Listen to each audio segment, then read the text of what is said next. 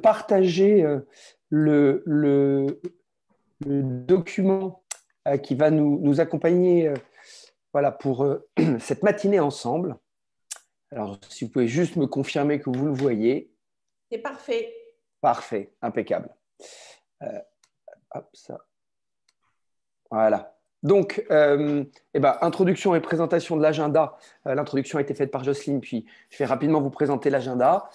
Et ensuite, on rentrera dans le premier sujet, qui est donc le point vente circulaire, les bonnes pratiques, avec l'Institut national de l'économie circulaire et Juliette Simonetto qui va nous emmener à travers toute une série de bonnes pratiques. Voilà, c'est une forme de checklist pour que vous puissiez demain l'appliquer chacun dans vos enseignes. Ensuite, on regardera un retour d'expérience. Alors ça, c'est un projet qu'on vient d'inaugurer avec La Ruche qui dit oui. Donc, vous connaissez La Ruche qui dit oui, mais je reviendrai un petit peu sur le concept tout à l'heure. Ils viennent d'ouvrir leur première boutique et ils ont travaillé avec nous, avec Market Value. Et il y a eu toute une démarche d'éco-conception. Voilà, donc je vous en parlerai pour vous expliquer un petit peu ce qu'on a fait. Ensuite, on accueillera Boris Gimon de MBB Transitio. Voilà, c'est un contact qui nous a été donné par Netto et donc le groupe Intermarché. Et c'est très, très intéressant. Enfin, voilà, ils viendront raconter un peu ce qu'ils font. Et je dirais que c'est vraiment le genre d'entreprise qui doit rentrer demain dans votre écosystème pour mettre en place voilà, des solutions plus durables et plus écologiques. Et Boris nous expliquera exactement ce qu'ils font. Ensuite, vous savez, quasi à chaque fois qu'on fait un Green Day autour de l'éco-conception, on vous présente quelques nouveaux matériaux, puisque nous, on a une matériothécaire qui est spécialisée notamment dans les matériaux RSE. Donc voilà, à nouveau, on vous en présentera quelques-uns avec des applications assez intéressantes. Et puis, on finira par une conclusion pour essayer de finir autour de midi. Et là, effectivement, on vous donnera les dates et le contenu des prochains ateliers. Alors, sans attendre, je passe la main à Juliette. Alors, Juliette, je vais peut-être me retirer du partage pour vous donner la main, que vous puissiez avoir la main sur le document. Merci, Philippe. Alors, attendez. Voilà, j'ai arrêté de partager, donc normalement, vous pouvez reprendre la main. Est-ce que vous voyez bien mon écran ? On voit très bien votre écran, Juliette. L'image est magnifique. Génial. Bonjour à tous, merci Philippe. Moi, je suis Juliette Simonetto, donc chargée de mission à l'Institut national de l'économie circulaire depuis maintenant 1 an. Donc, pour ceux qui ne connaissent pas encore, l'INEC est une association de loi 1901 qui a été créée en 2013 par François-Michel Lambert, donc député des Bouches-du-Rhône, dans le but de promouvoir l'économie circulaire et d'accélérer son développement grâce à une dynamique collaborative. Alors, je dis dynamique collaborative car l'INEC fonctionne sur un système de membres adhérents. Donc, on a environ aujourd'hui 200 membres adhérents qui sont des entreprises, donc aussi bien des petites entreprises que des grands groupes, des fédérations d'entreprises, des collectivités territoriales, des associations et enfin des académiques. Nos actions s'articulent principalement autour de 4 axes. Donc, dans un premier temps, la réflexion. Donc, nous avons des groupes de travail, nous menons des études sur des sujets spécifiques. On a un axe plaidoyer également, un axe mise en œuvre opérationnelle et enfin un axe sensibilisation à l'économie circulaire. Et dans le cadre de l'axe de travail relatif à la mise en œuvre opérationnelle de l'économie circulaire, nous nous sommes posé la question comment davantage engager les acteurs et comment rendre l'économie circulaire plus attrayante. On a constaté que l'économie circulaire était soit très conceptuelle, soit très technique dans sa mise en œuvre, et on cherchait donc un moyen de montrer de manière très concrète ce qu'était l'économie circulaire dans la pratique. Aujourd'hui, on va dire que nous sommes convaincus que la démonstration par l'exemple est un levier efficace de transition vers une économie circulaire. Et donc, nous avons mis en place dans cette optique différents programmes opérationnels transversaux, comme le programme École circulaire que j'avais le plaisir de présenter lors du premier atelier qui était dédié au point de vente circulaire en novembre dernier et qui vise à faire des écoles un lieu de démonstration de l'économie circulaire. On a également un programme autour des hôtels et en fait, tous ces programmes sont déclinables dans d'autres lieux emblématiques, comme le point de vente. L'idée aujourd'hui, c'est que l'on puisse ensemble passer en revue les bonnes pratiques que l'on a identifiées, qui sont applicables au point de vente, dans le but d'orienter ces lieux vers plus de circularité.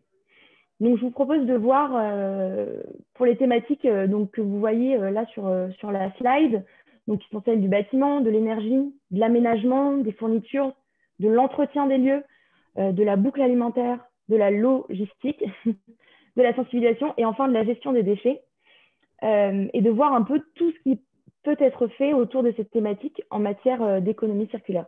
Donc, je vais vous présenter, comme le disait Philippe tout à l'heure, une checklist de bonnes pratiques, évidemment, qui n'est pas exhaustive et qui pourra être complétée par la suite.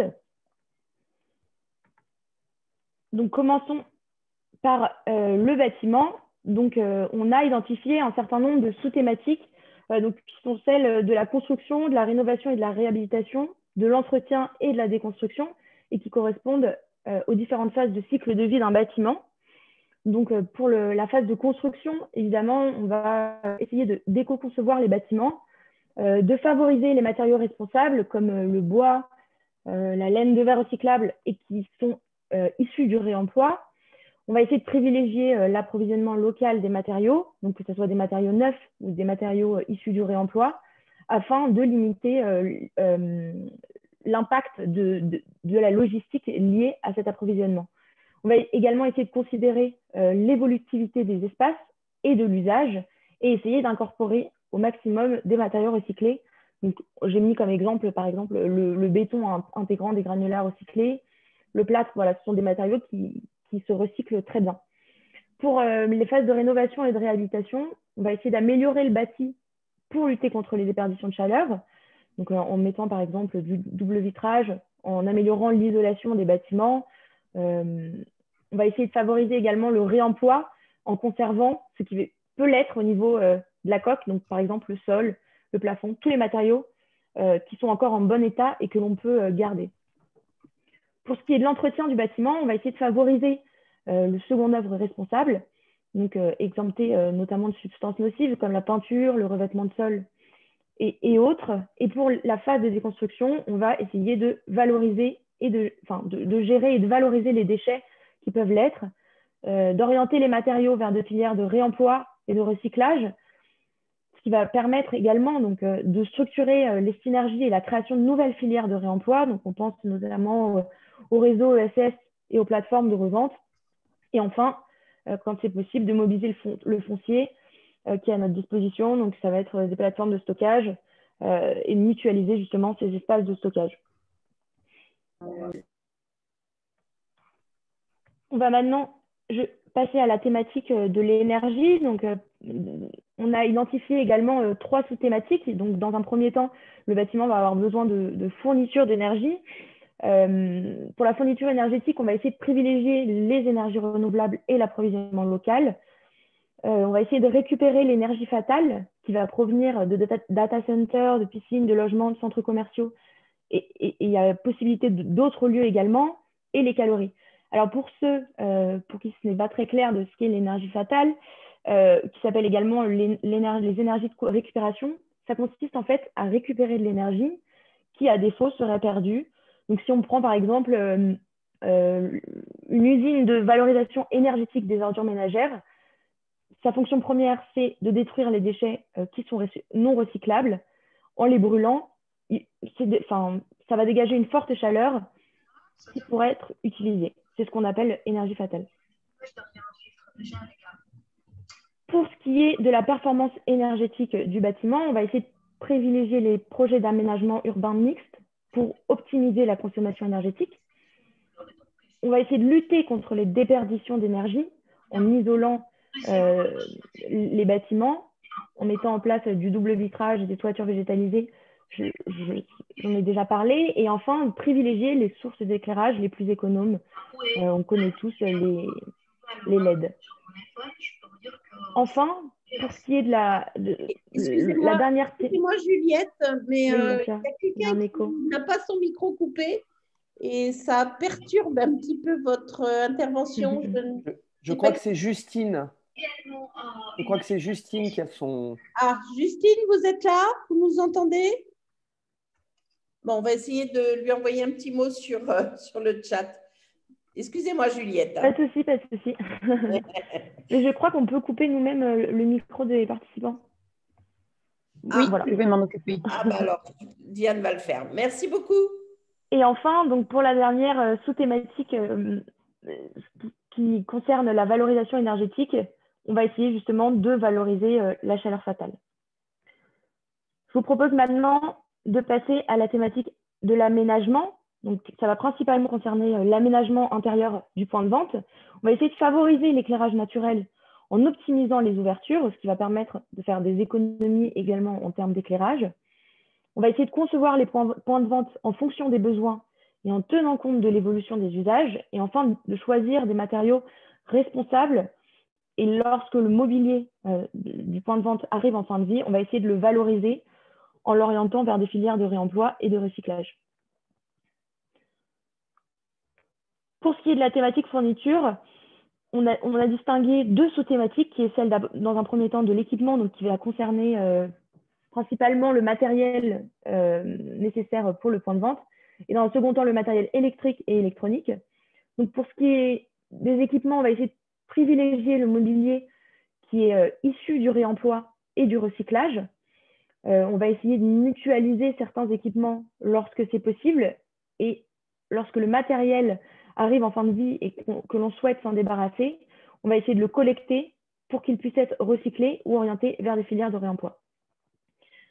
Pour ce qui est du matériel électrique et électronique, on va allonger la durée de vie des équipements. Donc, on va parler de réparabilité. Donc, c'est le caractère d'un produit qui va être réparable plutôt que de le jeter, et de la robustesse du produit. On va essayer de réparer les produits plutôt que de le jeter. Lorsque c'est possible, on va mutualiser certains équipements pour promouvoir l'usage, privilégier le matériel reconditionné également. Et lorsque le matériel arrive en fin de vie, on va essayer de le collecter. Donc, ça peut être par exemple des cartouches d'imprimante, des ordinateurs, des téléphones portables et d'autres objets électriques et électroniques que l'on peut avoir dans un point de vente. Et enfin, on va privilégier l'économie fonctionnalité. Je rappelle que l'économie fonctionnalité, c'est la vente de l'usage d'un bien ou d'un service, plutôt que du bien lui-même. Je vous propose maintenant de regarder un petit peu les bonnes pratiques qui concernent l'entretien du point de vente. Alors, on a identifié différentes sous-thématiques, donc dans un premier temps qui est l'entretien zéro déchet, ce qui va permettre de lutter contre les déchets qui sont produits à l'entretien du bâtiment, donc notamment les déchets plastiques qui sont liés aux produits ménagers. Donc, on va essayer justement de réemployer les contenants. On va utiliser des produits d'entretien qui vont être respectueux de l'environnement et de la santé. Et enfin, il y a aussi le fait d'utiliser des produits concentrés plutôt que dilués, ce qui va permettre de limiter d'une part la production de déchets plastiques et enfin de limiter également les émissions qui sont liées au transport. On comprend bien que lorsqu'on transporte un bidon dilué de 5 litres de produits ménagers, alors que si on transporte un bidon de 1 litre de produits ménagers qui ne sera pas dilué et qu'on va diluer sur place, on va limiter les émissions liées au transport. Ensuite, il va y avoir évidemment la partie formation des agents d'entretien à ces nouvelles pratiques. Et on va les sensibiliser à l'utilisation de produits qui vont être plus respectueux de l'environnement. Et on peut également agir sur les vêtements de travail des personnes qui réalisent l'entretien des locaux en privilégiant l'utilisation de vêtements de travail qui vont être recyclés. Si on regarde maintenant la thématique de la boucle alimentaire, alors là, ça s'adresse principalement aux points de vente alimentaires. Donc d'abord, on va privilégier l'approvisionnement durable et local qui va contribuer au développement d'une agriculture de proximité et de qualité en privilégiant les circuits courts, ce qui va permettre également de réduire les émissions liées au transport. On va essayer de favoriser les fruits et légumes de saison. La thématique de la boucle alimentaire implique également de regarder en fait, et de s'attarder sur la lutte contre les déchets plastiques. On va essayer d'utiliser des ustensiles et des contenants alimentaires qui vont être réutilisables. On va essayer de réduire le suremballage et de favoriser la vente en vrac. Lors du premier atelier, on vous avait présenté un certain nombre de mesures de la loi AGEC qui a été promulguée en février 2020 et qui va favoriser justement tout un certain nombre de bonnes pratiques dont je vous parle aujourd'hui. Pour continuer sur la thématique de la boucle alimentaire, on va évidemment essayer de lutter contre le gaspillage alimentaire en sensibilisant les consommateurs et les employés à la lutte contre le gaspillage alimentaire et en favorisant le don des produits non consommés à des structures de l'économie sociale et solidaire. Et enfin, pour la dernière sous-thématique que l'on a identifiée, ça va être celle de la gestion des biodéchets. Donc, on va essayer de valoriser les déchets produits, les biodéchets produits et le surplus alimentaire. Donc, il y a plusieurs façons de valoriser ces déchets. Ça peut être aussi bien le compostage que la méthanisation. Pour ce qui est de la thématique de la logistique, alors ça va concerner principalement la livraison. On va essayer de privilégier les circuits courts pour limiter les émissions de CO2 et enfin, dans la mesure du possible, de mutualiser et d'optimiser les livraisons. Je vous propose maintenant d'aborder la thématique de la sensibilisation qui est une thématique très importante. Et dans ce cadre, on a identifié deux sous-thématiques. La première qui est celle de la gestion des déchets, sur laquelle je reviendrai juste après. Donc, dans un premier temps, on va essayer de sensibiliser les employés et les clients aux règles de tri et au recyclage. Donc, c'est quelque chose qui est déjà fait aujourd'hui, mais on peut aller plus loin sur notamment le tri et le recyclage d'autres produits qui ne sont pas forcément recyclés aujourd'hui. On va essayer également de sensibiliser à la valorisation des déchets. Ensuite, il va y avoir toute une partie de sensibilisation qui va toucher à l'économie de la ressource. On va sensibiliser aux actions qui vont permettre d'économiser les ressources, donc l'énergie, le papier, les divers équipements, l'eau. On va pouvoir sensibiliser également au réemploi, à l'économie de la fonctionnalité et à l'économie du partage. Donc, ça comprend tout ce qui est la location, le don, le troc et l'échange de biens. Et enfin, on va sensibiliser à la collecte du matériel en fin de vie. Et je vous propose maintenant de regarder donc, la dernière thématique qui est celle de la gestion des déchets, pour laquelle donc, nous avons identifié trois sous-thématiques. Alors, je rappelle déjà que, dans un premier temps, il me paraît important de rappeler que l'économie circulaire est trop souvent réduite à la gestion finale des déchets, et plus particulièrement au recyclage. Et aujourd'hui, elle dépasse pourtant bien ce cadre. Et ces principes de renouvellement des modes de production, de consommation, visent à réduire dès l'amont les quantités de ressources qui sont utilisées et les quantités de déchets qui sont générés. Et donc, je rappelle également la hiérarchie préférentielle des modes de traitement des déchets qui a été sanctuarisée par la réglementation européenne, donc qui consiste d'abord à prévenir la production de déchets, dans un second temps à préparer en vue du réemploi, dans un troisième temps le recyclage, que ce soit du recyclage matière ou du recyclage organique. Enfin, on va essayer de valoriser énergétiquement les déchets et lorsque tout ça n'a pas pu être fait, on va éliminer les déchets. Pour revenir aux bonnes pratiques relatives à la gestion des déchets que l'on peut mettre en place dans un point de vente, donc vous voyez bien, ces sous-thématiques sont en accord avec la hiérarchie des modes de traitement. Donc, on va d'abord essayer de prévenir et réduire la production de déchets en limitant la consommation de papier, en privilégiant les gobelets réutilisables aux gobelets jetables. Ça va concerner également les produits ménagers que j'ai déjà abordés et beaucoup d'autres choses encore. On va essayer de sensibiliser à la hiérarchie des modes de traitement des déchets, donc que ce soit aussi bien les employés que les clients qui se rendent dans le point de vente. On va promouvoir une consommation de ressources sobre et efficace qui va être basée sur l'éco-conception, donc l'éco-conception des bâtiments, l'éco-conception des espaces. On va essayer de sensibiliser à la réutilisation et au réemploi des matériaux, que ce soit du carton, des palettes de bois, le mobilier, etc.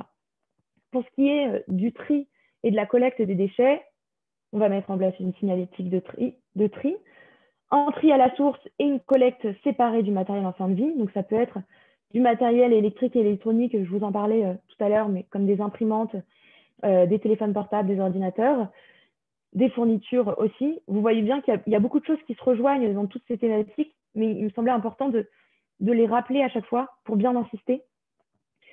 On va essayer de collecter également le matériel qui peut faire l'objet de dons à des structures de l'économie sociale et solidaire, que ce soit les textiles, les fournitures ou le matériel encore électrique et électronique. On va trier et collecter les déchets issus du bâtiment lors des phases de construction et de rénovation et déconstruction. Vous voyez que cette bonne pratique se rattache à la partie bâtiment qu'on avait abordée au tout début. Et enfin, il va y avoir la partie valorisation des déchets. On va essayer d'orienter les déchets qui peuvent être recyclés vers des filières de reprise des matériaux recyclables. On va sensibiliser à la production d'énergie grâce au traitement des déchets. Je vous parlais tout à l'heure de valorisation de la chaleur fatale.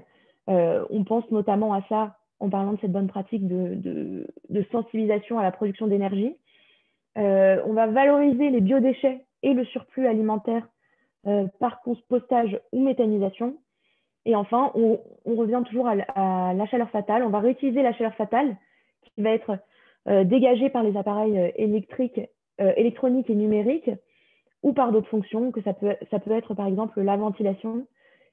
Sont des déchets en fait qui sont, c'est une chaleur qui est considérée à tort comme des déchets. Donc par exemple dans les circuits de production de chaleur ou de froid décentralisé. Donc on a fait un petit peu le tour de toutes les bonnes pratiques en fonction de ces thématiques qu'on a abordées.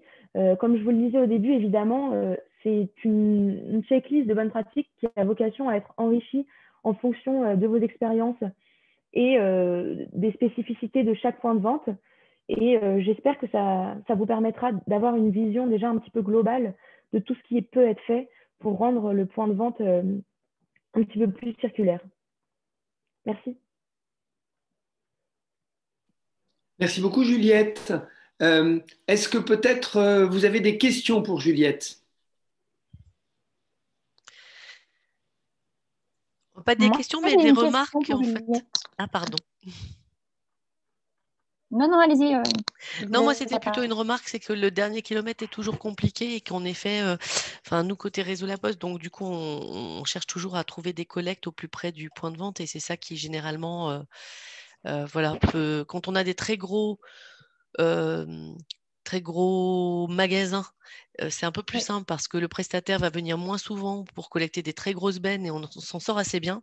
Et on voit que quand on descend sur du petit point de vente, tout de suite, ça devient tout de suite plus complexe en fait. C'est la remarque que ça m'appelle. C'est très intéressant d'avoir tout. Enfin, merci pour cette présentation. Elle est très complète, donc on voit effectivement qu'il y a plein d'actions possibles. Mais maintenant, quand on est tout petit, c'est un peu complexe à mettre en œuvre par rapport au un peu plus grand. Voilà. C'est vrai, c'est une très bonne remarque, merci. Et effectivement, une des solutions, alors qui n'est pas toujours simple, mais ça va être vraiment de créer des synergies entre, donc dans un même lieu, entre les différents points de vente, donc qui peuvent être de petite taille, justement pour essayer de mutualiser les livraisons, comme vous le disiez, qui est une chose assez difficile.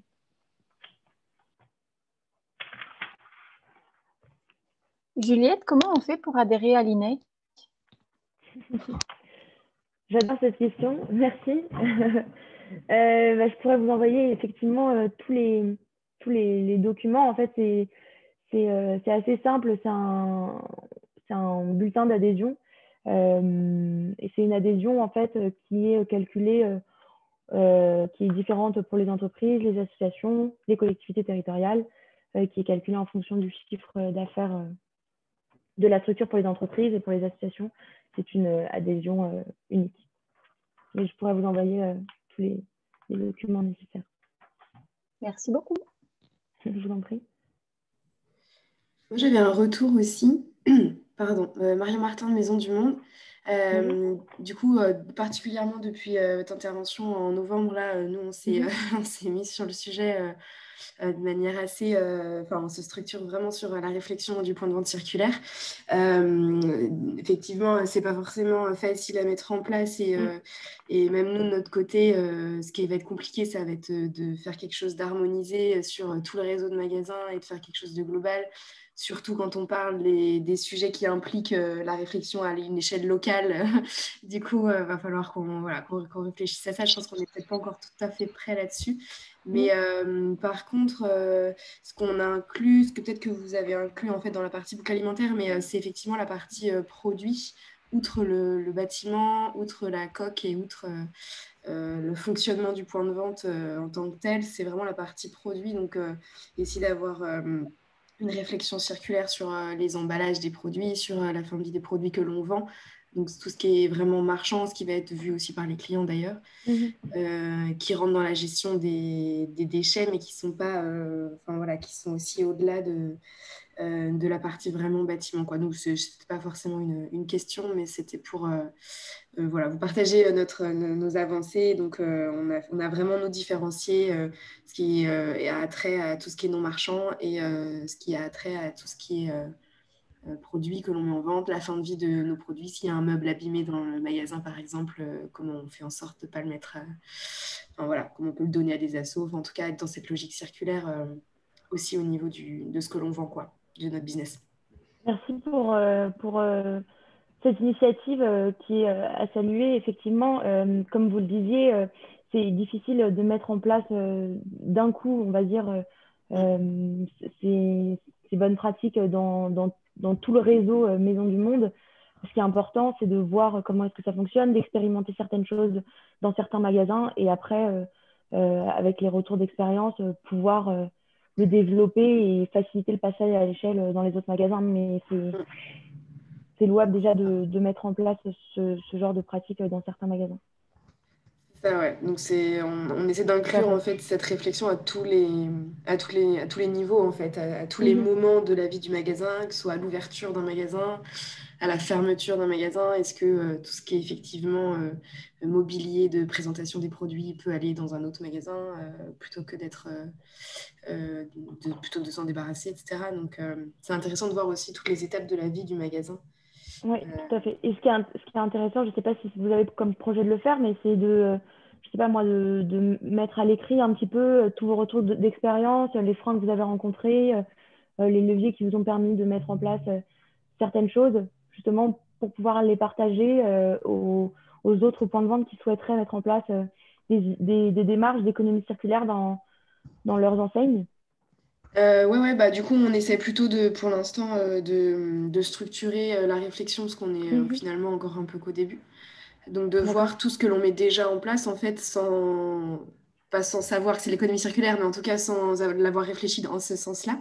Donc, déjà, de voir qu'on fait déjà pas mal de choses. On a déjà une réflexion sur l'énergie. Là, on est en train de se faire certifier ISO 50001. Donc, il y a déjà des réflexions sur la gestion de nos consommations d'énergie.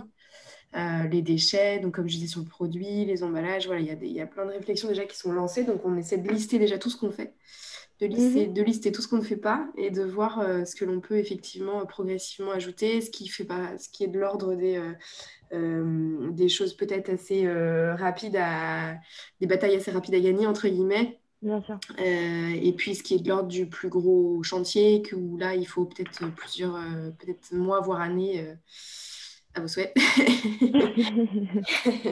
pour que ça avance et puis de mettre autour de la table tous les métiers concernés et puis amener des réflexions. Mais c'est vrai que je pense que ce qui va être compliqué, ça va vraiment être la logique réseau en fait, la logique globale.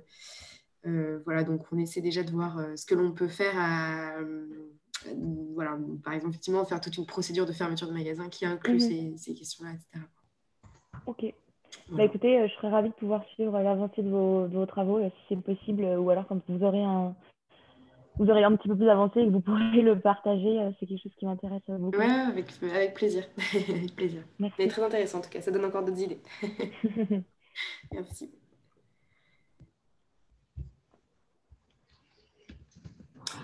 Une dernière question pour Juliette.